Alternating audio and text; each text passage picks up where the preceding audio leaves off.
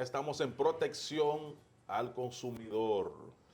Y para eso está con nosotros el protagonista de este segmento, que lo es Jesús Pérez Marmolejos, abogado, un especialista en derechos del consumidor. Y el tema de hoy propuesto es este, señores, atención: fraude a los consumidores y derecho penal.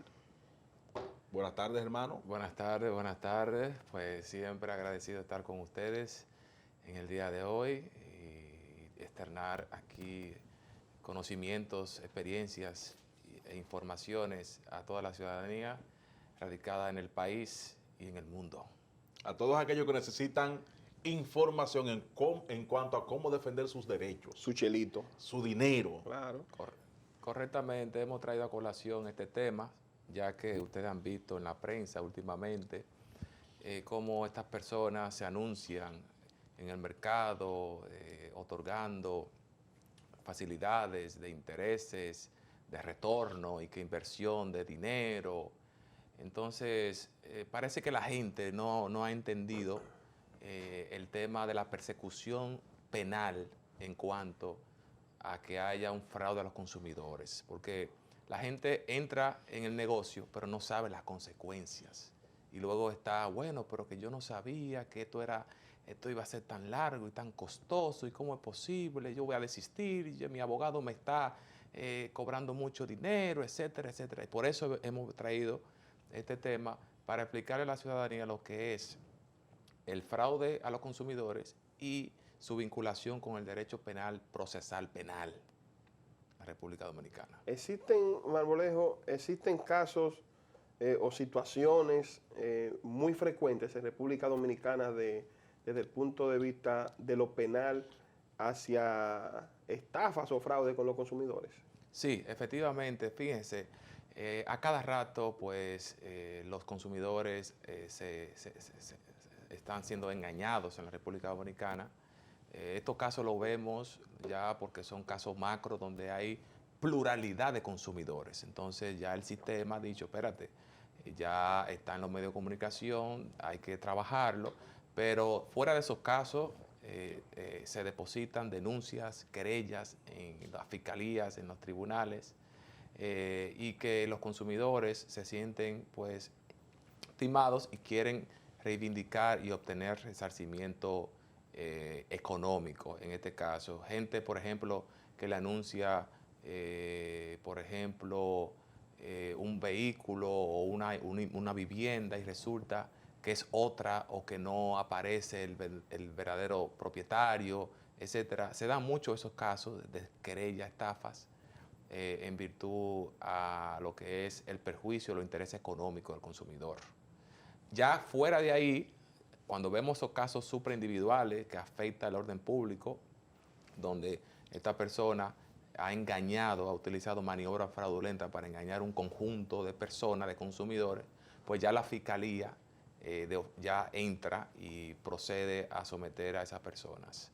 Que esos son casos que al final, lentos, pero por lo menos tiene el apoyo de la fiscalía, porque hay otros casos de estafas que lamentablemente no llegan a juicio.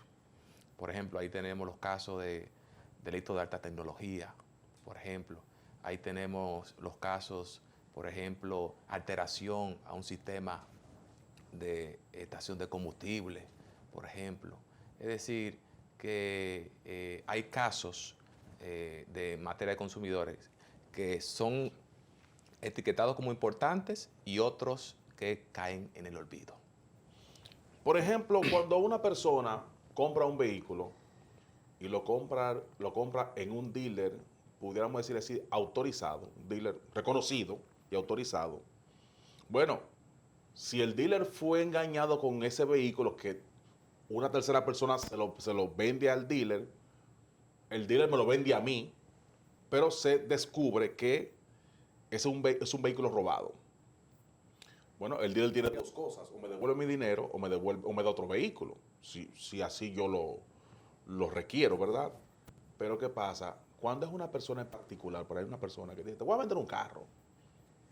Uno compra de buena fe, luego se da cuenta que el vehículo es robado. Y el vehículo va a parar a donde su dueño, porque el dueño lo anda buscando con la policía. ¿Qué pasa en ese caso? ¿Dura mucho tiempo el proceso para que esa persona me pueda resarcir el daño que me ha hecho? Fíjese, muy buena pregunta. El proceso penal está compuesto de varias fases. Está la fase preparatoria, la fase intermedia, la fase de juicio, la fase de los recursos y la fase de la ejecución. En principio, un caso penal debería durar 4 años y en la práctica no es así. En la práctica dura más de 4 años porque siempre hay situaciones de que no aparece el imputado, hay una rebeldía, el Ministerio Público tiene demasiado trabajo. Estrategias de la defensa y del ministerio. Correctamente, entonces también las víctimas, los consumidores piensan que porque hay un fiscal, ya el fiscal se va a encargar de todo y no ponen un abogado, porque hay diferencia en lo que es una denuncia y una querella.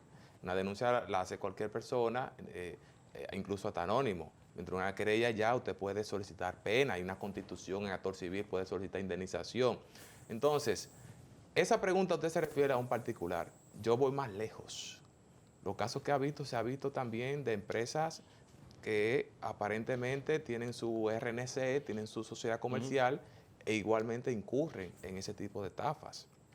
Son maniobras fraudulentas, falsificación de la matrícula. Entonces, cuando usted va a la fiscalía, entonces ya la fiscalía con un montón de casos, esos casos así como yo le dije a usted al principio, a ustedes, pues esos casos en principio son entre 2 personas. Es decir, si no vemos en la práctica, si no vemos muchas víctimas, el Ministerio Público no lo ve tan grave, porque es que el Ministerio Público se enfoca en los casos graves, fruto de que no hay mucho presupuesto. Entonces, cuando son casos así entre 2 personas, que un dealer, una persona física, salvo que haya otras víctimas, otros consumidores, entonces lamentablemente esas víctimas tendrán que solicitar al Ministerio Público: mira, Ministerio Público, yo me voy a ir solo al juicio, sal y yo acuso a esta persona mediante una conversión de la acción pública a instancia privada a acción privada y entonces yo me enfrento a esta persona. Entonces eso lo hace si usted tiene un abogado, porque cuando usted somete mediante una denuncia, una querella, el primer paso es una conciliación entre las partes, si se va a devolver el dinero o no, o de lo contrario, pues sería someterlo a juicio.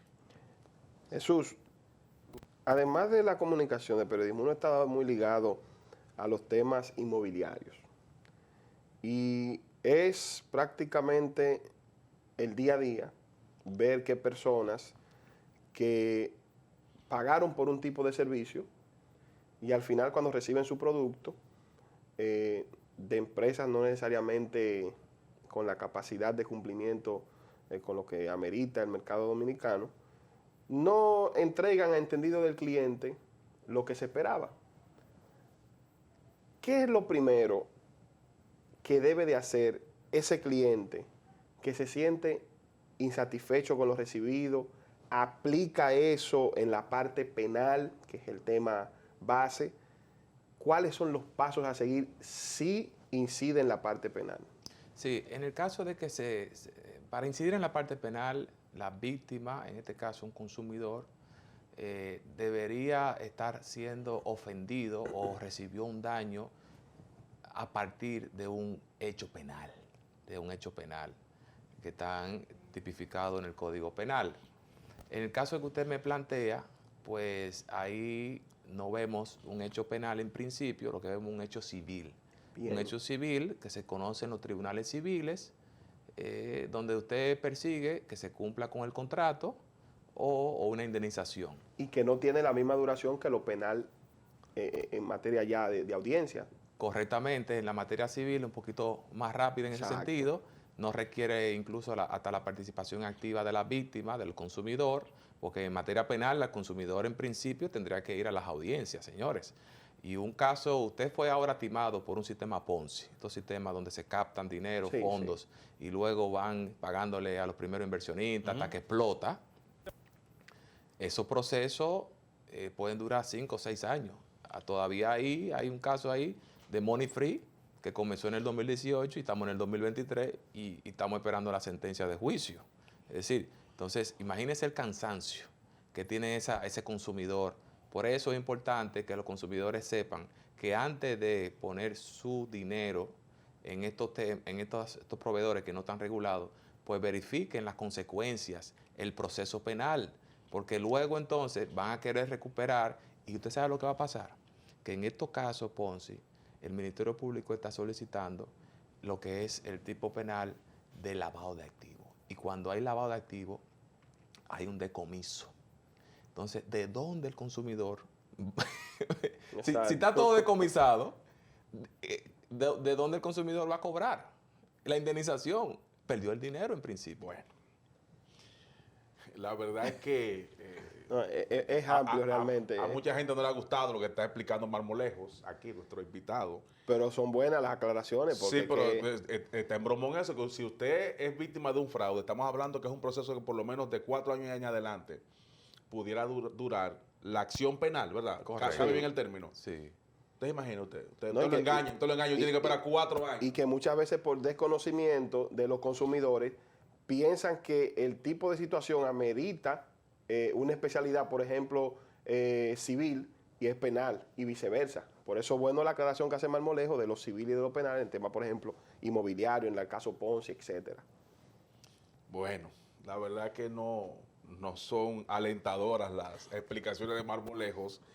Entonces, ¿hay alguna forma o manera de usted poder acortar el proceso, desde el punto de vista jurídico, el proceso ante la situación de un fraude? Que usted dice, mira, me han hecho un fraude a mí. Compré algo y eso no está dentro del esquema legal, la compra, y por lo tanto yo no puedo tener un artículo, no puedo tener un bien que esté dentro de lo ilegal. Entonces, ¿qué pasa en ese caso? También ocurre mucho también, Marmolejos, que gente que compra un solar con los papeles, Sí. y usted se da cuenta cuando van a decirle, mire, ese solar es mío, que fue un solar invadido, que le han sacado unos documentos, y usted se da cuenta, ¿cuándo usted se da cuenta cuando usted tiene una casa ahí? O sea, entonces usted ni va a tener solar ni va a tener casa. En ese caso, ¿qué pasa? Sí, fíjese, muy buena pregunta. En esos casos, usted podría llegar a una especie de acuerdo ganar-ganar. ¿Qué significa eso? Si la parte imputada puede devolver parte del dinero, cójalo. ¿Por qué? Porque si usted lleva ese caso a las últimas consecuencias, usted va a tener que tener dinero y un abogado ahí frente para que ese caso llegue a las últimas consecuencias. ¿Por qué se lo digo, señores? Porque lamentablemente, y esto se lo digo responsablemente, la justicia dominicana es garantista. ¿Qué significa garantista? Y debe ser, en principio, garantista. ¿Por qué? Porque los casos podrían ser anulados por el Tribunal Constitucional. Vemos en los procesos penales cómo se le da mucha oportunidad a los imputados para aplazar, suspender las audiencias. ¿Y qué buscan esos imputados? Cansar a la víctima, cansar al consumidor, que luego entonces apelan, que luego la apelación revocó la sentencia, que luego otro juicio, y luego apelación, y luego Suprema Corte, y luego Tribunal Constitucional. Por eso, un mecanismo para usted proteger sus intereses económicos es usted invertir, usted hacer negocios ante entidades reguladas. No se lleve de eso, que le prometen muchos intereses. No se lleve de eso, que no tiene sustento económico. Porque luego, cuando vaya a ser timado o engañado, no podrá acarrear las consecuencias de llevar un proceso penal que en principio favorece al imputado porque es un proceso que debe garantizarse la tutela judicial efectiva, el debido proceso y los derechos fundamentales. Entonces, por eso es que lo recomendable es la prevención de las estafas, de los fraudes de los consumidores. Y una manera con el perdón de Joel, una manera de poder prevenir es usted siempre buscar asesoría legal. O sea, usted consultarle a su abogado todo, o a un abogado todo. Mire, yo quiero comprar un apartamento, pero ese apartamento es de unos apartamentos que entregó Balaguer en tal año, en tal lugar. ¿Qué tú tienes que decirme? Porque ahí también hay gente que un bien que se supone que es de familia, que no debe ser vendido ni traspasado, pues se hace ese tipo de negocio. Entonces usted, al final, usted cree que tiene un apartamento, pero no, porque a nombre de quién está ese título es realmente el propietario. Usted, ese propietario, no, la ley le prohíbe venderle a usted. Sí, usted podría consultar a su abogado y en el caso de que usted vaya a adquirir un producto o un servicio o un inmueble, producto bien mueble e inmueble. Pero también, ¿qué pasa? Hay estafas que son por la vía electrónica. Entonces, usted también tiene que tratar de no dar muchos indicios y debilidades a estos hackers que le pueden a usted hackear su cuenta bancaria. Cuide su contraseña, porque usted, ¿qué es lo que cuida? Usted cuida su vehículo, que usted compró bien. Usted cuida su inmueble, que usted compró bien. ¿Y su dinerito dónde está? En el banco. Entonces, trate de no poner todos los huevos en un mismo banco. Claro. Por eso es importante escuchar aquí al Tribunal de la Tarde y enterarse de por dónde andan las maniobras fraudulentas y delictivas en el ámbito dominicano. Son, Marmolejo, ya por último de mi parte, ¿qué tan común es que un hecho tipificado como penal en relación a un consumidor involucre a terceras partes? Si habían, por ejemplo, el caso de los dealers, ¿qué tan común es que no solamente sea el que te vendió directamente, sino que también se vea afectado o involucrado desde el punto de vista penal el intermediario o el intermediario civil o el intermediario financiero, por ejemplo? Ahora, a propósito de este auge de las empresas financieras, ¿qué tan común? Sí, generalmente la víctima pone en causa al constructor, por ejemplo, en el ámbito inmobiliario, y al financista de la obra. Pero en este caso, cuando usted lleva ese caso a lo penal, la fiscalía le va a decir, no, pero esto es un caso civil. Entonces va a archivar el expediente porque no encuentra un tipo penal. Entonces, ahí no vale usted poner en causa a todo el mundo, gente incluso que no está ni siquiera en el país. Ahora, si usted lo pone, tiene que probar la complicidad, el elemento de la asociación de malhechores. Si existe la complicidad y la asociación de malhechores, ahí se aplica. Ahí se aplica. Pero si no existe, es solamente para chantajear, extorsionar, que eso pasa mucho, pues la fiscalía va a proceder. Es común entonces. Se da. Por eso se llama litigación temeraria. Cuando un abogado sabe bien que esa persona no tiene nada que ver con ese caso y lo pone como cómplice. Muy bien. Bueno, de verdad que este es un tema muy, muy profundo, es Bastante. un tema muy interesante.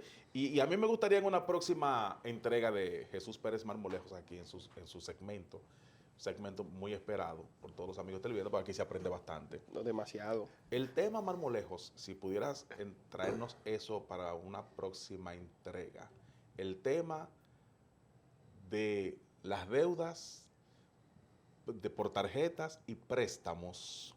¿Qué pasa en oficinas de abogados? ¿Y qué pasa allí con la persona, con ese tarjetaviente o con esa persona que fue beneficiado con un préstamo bancario? Así que ese sería un tema muy interesante, porque hay muchas oficinas de abogados por ahí que andan cobrando, que andan cobrando unos millones perdidos en las entidades bancarias. Y están siendo sancionadas. Así que Vamos a hablar de eso. Vamos a hablar de esto en una próxima entrega. Pero gracias por haber estado con nosotros. A ustedes.